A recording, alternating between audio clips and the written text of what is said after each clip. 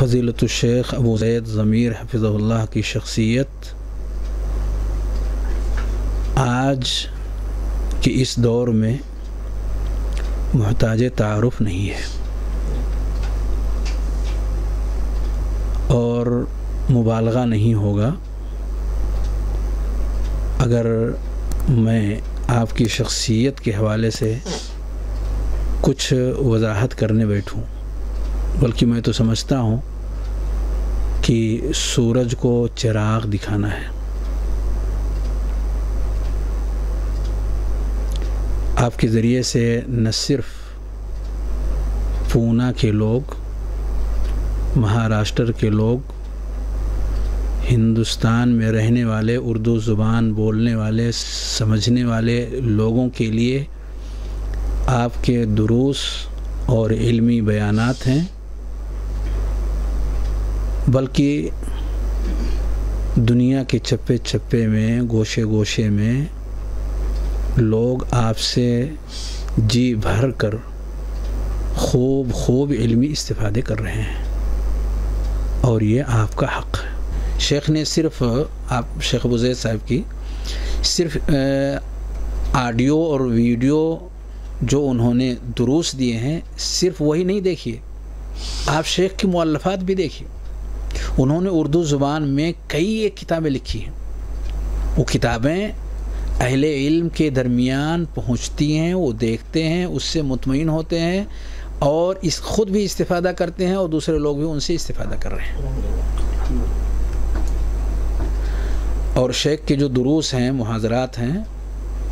کئی ایک درس کے اندر میں خود بیٹھا ہوں، سبحان اللہ، اور شروع سے آخر تک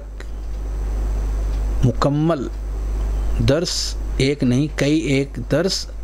میں نے اٹینڈ کیا ہے، اور اس موضوع سے متعلق جو ان دروس کے موضوعات تھے، خوب میں نے استفادہ کیا۔ مجھے محسوس ہوا کہ شیخ نے جو جمع کیا ہے نصوص کو،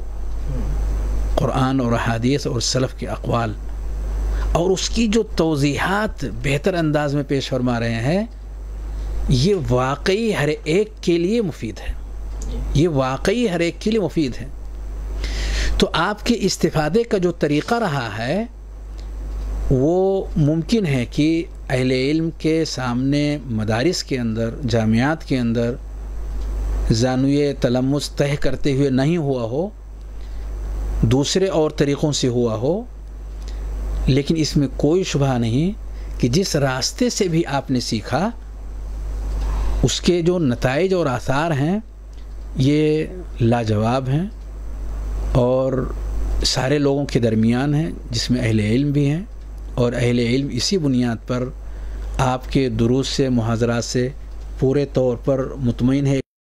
مجھے یاد پڑتا ہے اس موقع پر کہ شیخ کے دروس اس موضوع پر ہوئے ہیں، منہج سلف پر، ایک نہیں بے شمار دروس ہوئے ہیں منہج سلف کے حوالے سے۔ ایک سلسلہ آپ کا چلا ہے، مجھے بڑا اچھا لگا وہ سلسلہ، لیس من منہج السلف۔ یہ منہج سلف نہیں ہے، یہ منہج سلف نہیں ہے۔ تقریباً 30 سے زائد دروس لیس من منہج السلف، کہ یہ منہج سلف نہیں ہے، 30 سے زائد دروس آپ نے پیش فرمائے ہیں۔ دیکھیں، وہ سب اہل علم کے بیچ میں ہے۔ اگر کسی کو زبان کھولنی ہی ہے کہ یہ بندہ راہ راست سے ہٹا ہوا ہے، تو عقیدے کے اعتبار سے، منہج کے اعتبار سے، اہل علم کا جو طریقہ رہا ہے ہر دور کے اندر، دین کی نشر و اشاعت کا، مسائل کی توضیح کا، اگر شیخ ابو زید ضمیر حفظہ اللہ کا انداز، طریقہ، بیان اس سے ہٹ کر کے ہے، تو اسے بیان کیا جائے، اسے سامنے لایا جائے کہ یہ کس چیز کی دعوت دینا چاہتے ہیں، یہ کس چیز کی طرف لوگوں کو لے جانا چاہتے ہیں، یہ کیسے فتنے ہیں جو یہ لوگوں کے درمیان عام کرنا چاہتے ہیں۔ دراصل ان کا بیک گراؤنڈ کمزور ہے، اس بنیاد پر اس طرح کی غیر موثوق باتیں، غیر قابل اعتماد باتیں ان کی طرف سے آ رہی ہیں۔ یہ چیزیں پیش کی جائیں۔ اگر واقعی کسی کو اعتراض ہے کہ یہ شخصیت ایسی ہے جنہوں نے مدرسے کے اندر اور دیگر اور چیزوں جامعات کے اندر اہل علم سے اس انداز پر علم نہیں سیکھا کہ ان کے پاس سرٹیفکیٹ آئے اور سندیں آئیں اور اس طرح کی چیزیں آئیں، اور ان کو وہ سب چیزیں ہونی چاہیے، تو کم سے کم ان کے ذریعے سے جو چیزیں آ رہی ہیں ان چیزوں کا مقارنہ کیا جائے کہ یہ سلف صالحین کے راستے سے ہٹا ہوا ہے اور یہ انداز، یہ طریقہ کسی بھی اعتبار سے صحیح اور درست نہیں ہے۔ میرا کہنا یہ ہے،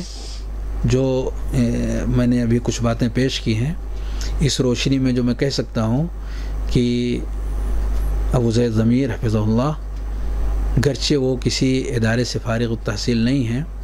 اور ان کے پاس سندیں وغیرہ ان مدارس و جامعات سے ان کے پاس نہیں ہیں، لیکن بلا شبہ وہ اس دور کے معروف اہل علم میں سے ہیں، اس دور کے معروف اہل علم میں سے ہیں۔ ان کے جو بیانات ہیں،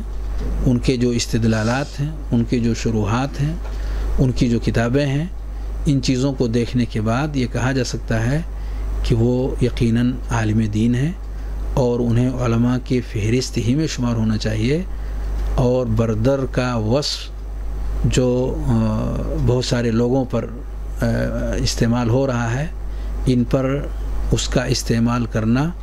یہ سخت قسم کی ناپسندیدہ وصف ہے اور کسی بھی حال میں ان کے لیے صحیح اور درست نہیں ہے۔ اہل علم کو بھی اس سے گریز کرنا چاہیے اور دیگر اور جو لوگ ہیں پبلک اور عوام، ان کو بھی اس سے بچنا چاہیے۔ جس کا جو درجہ ہے وہ درجہ دینا یہ عدل اور انصاف ہے۔ انزل الناس منازلہم، جیسا کہ بہت سارے اقوال کے ذریعے سے میں نے ذکر کیا کہ انسان کے اعمال اور اس کے آثار اس کی صحیح اس کے صحیح درجے کی رہنمائی کر رہی ہیں۔ ان کے ذریعے سے ہم تمام جس نتیجے تک پہنچ سکتے ہیں یہ وہی نتیجہ ہے جس کا لوگوں نے انکار کیا یا چند لوگوں نے انکار کیا، اور ان کے عالم ہونے کے بجائے ان کو بردر کی فہرست میں شامل کیا۔ میں آج کے اس درس کی روشنی میں میں کہنا چاہوں گا